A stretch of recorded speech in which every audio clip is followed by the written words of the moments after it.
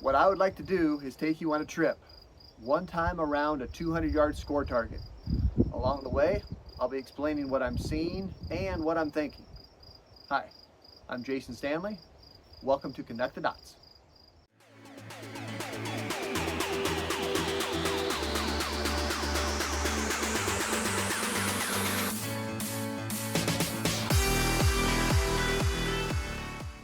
Here's some information about the target that I'll be shooting. This is an NBRSA 200-yard score target, and actually this is a used target. I shot this in warm-up at a tournament, and I keep those and use for practice. You'll notice that there are 6 bulls. The bottom right bull, this is your sighter target. You can shoot this as many times as you want. The other bulls, you only get 1 shot in each one of those targets. That center dot, that's what we're trying to hit. That's commonly called the X. On a 200-yard target, that's 1/8 of an inch in diameter. To put that in perspective, here's a penny. That first ring, that's called the 10 ring. If any part of the bullet is touching the 10 ring, that counts as a 10. It's best edge scoring. 9, 8, 7, etc. A little bit about my setup. This is a bat 3-lug action. I have a Krieger 1-in-17 twist barrel chambered in 30 BR. I have a Kelbley stock BRFB dual trigger set at about 2 ounces, and then a Citron 36 power scope. I have a Seb front rest, Seb Neo, and then an Edgewood rear bag. I am going to start the timer. We get 7 minutes to shoot that target, so since I'm practicing, I'm going to set the timer. That's going to be a little more difficult because I'm going to stop and talk, but we'll see what happens. One of the most important pieces of my setup are these wind flags and mirage boards. Today is a great practice day. I have variable winds anywhere between 5 and 15 miles an hour. The angle changes. It's predominantly pink, but sometimes the bars are in front, sometimes the bars are in the back. And I also have a lot of running mirage going right to the left at variable speeds. So I gotta pay attention to all 3 of them, which is why I'm out here practicing today. I'm guessing many of you already know about this, but in case you haven't heard, there's a publication out there called Hand Loader Magazine. Tons of great technical information and stories covering all types of reloading. This magazine is published bi-monthly, so you'll get 6 issues a year. They also have a YouTube channel called Hand Loader TV. There's a link in my description to check them out. I got the timer set for 7 minutes. Let's see what happens. Now, I've already had a warm-up target, so I'm decently close to where I need to be. I haven't dialed in 100%, plus the conditions changed a little bit by the time I got everything set up.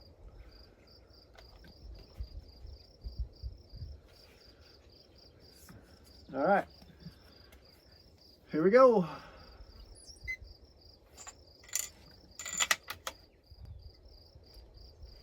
All right, so I'm aiming at the sighter target, and I am not aiming at the bullseye. I'm aiming at the ring right above the red line, so the 7 ring.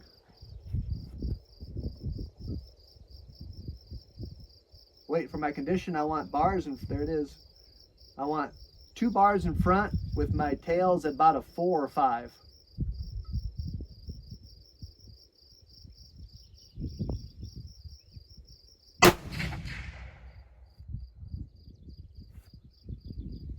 I'm hitting too far to the left.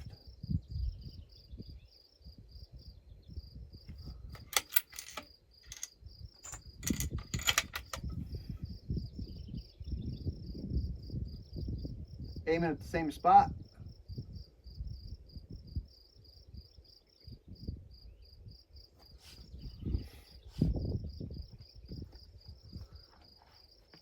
Simply, there it is. Waiting for my condition.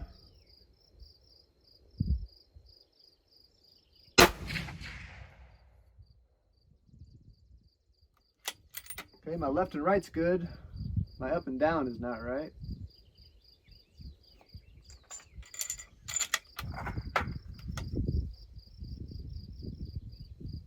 Same spot. I'm leaving that 10 ring open. I don't want to clutter it up with all these cider targets or cider shots. My front flag is not right. You can't miss your front flag. waiting for it to change. I got a little over 5 minutes left, so I got plenty of time. I'm not in a hurry.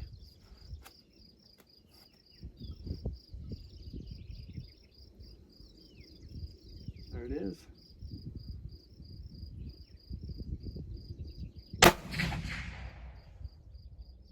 Okay, that was perfect. That's right where I want to be. So now what I'm going to do is I'm going up to the actual bullseye on my sighter target. So I got 3 shots on target right now, but nothing's inside the 10 ring, so it's wide open for me to use.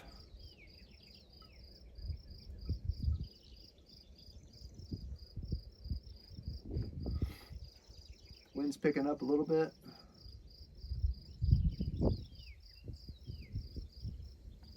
.420 on the clock.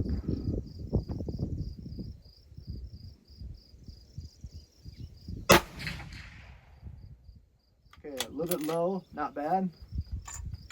Try that again.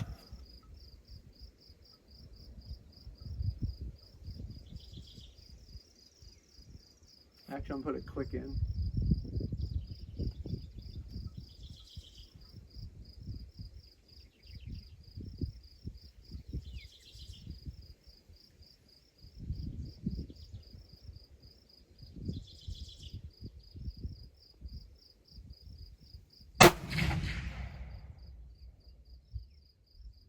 Up and down is good. Left is, my bullet's impacting to the left, and I don't want that. I got a right to left condition. So if anything, I want that bullet going to the left. I got 3:25 on the clock. Load up my ammo carrier. Because once I hit my condition, I'm not going to dick around.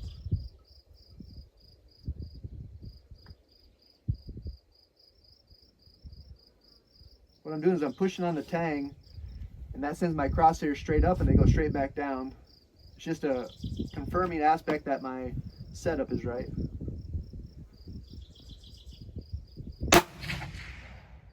Okay, bullseye. Going up to the target.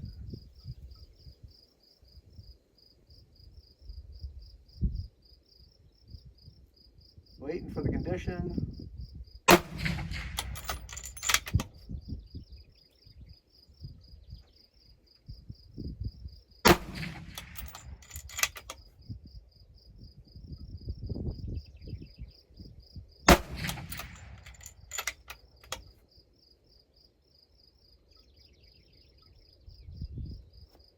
Okay, everything stopped out there, so I'm going to stop.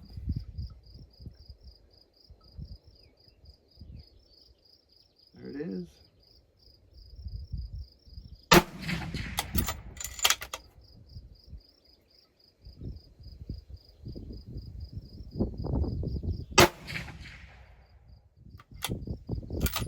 There we go.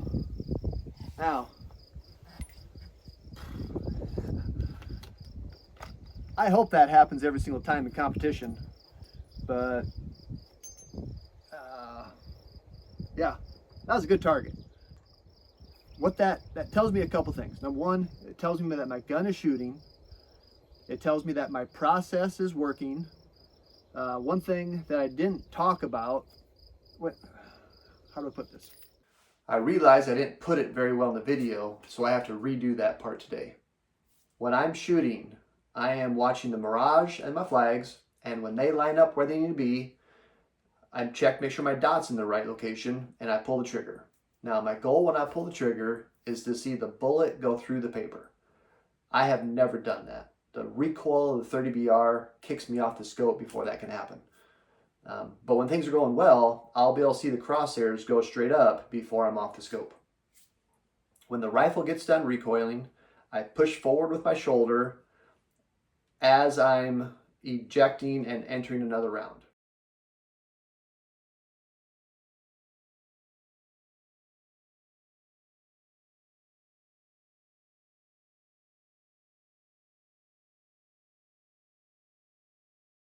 Now, when I'm doing that, my eyes are on the flags. They are not on the target. I visually don't know where I hit yet.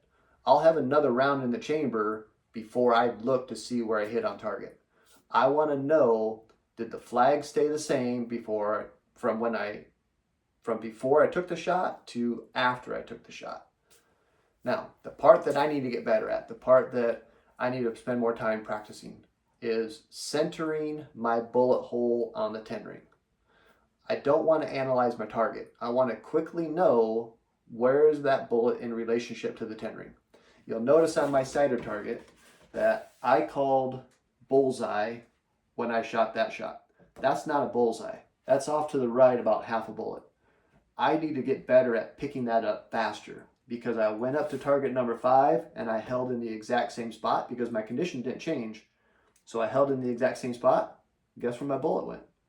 I need to get better at seeing that quicker so that I can make those adjustments. I made the adjustment up here and things went pretty well. The third takeaway from this video is once I started on the condition, once I started on the record target, I stopped watching Mirage. And in short, I got lucky. I got lucky that Mirage didn't change. I was watching the Mirage for all my sighter targets, but once I started on the record target, I stopped watching. And film doesn't lie. The film showed that I wasn't doing it. So that's something that I can get better at, and that's why I'm doing this. I just got home from the practice session. It's like 195 degrees or something crazy outside, so it's nice to be in the air conditioning. But I was watching the video, and I said some things in there that need to be explained.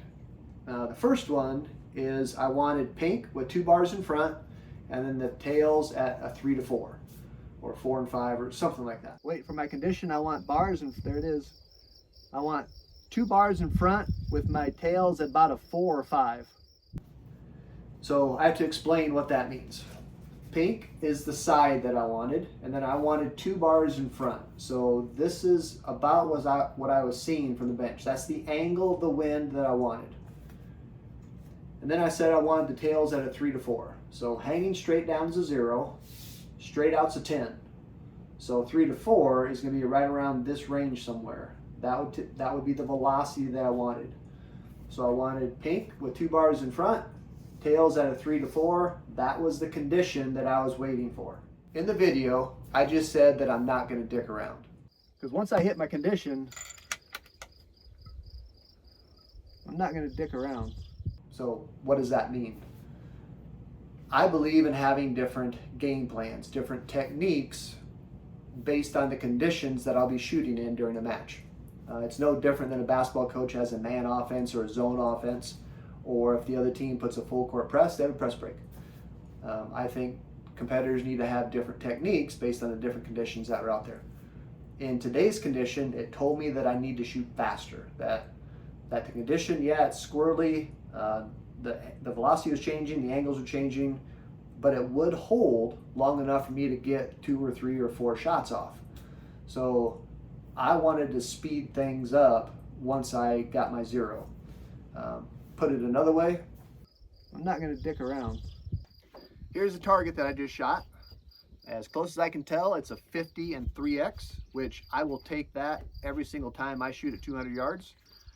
I think a major takeaway today is that I shot 1, 2, 3, 4, 5, 6 plus 5, 11. I shot 11 shots, all in the same condition.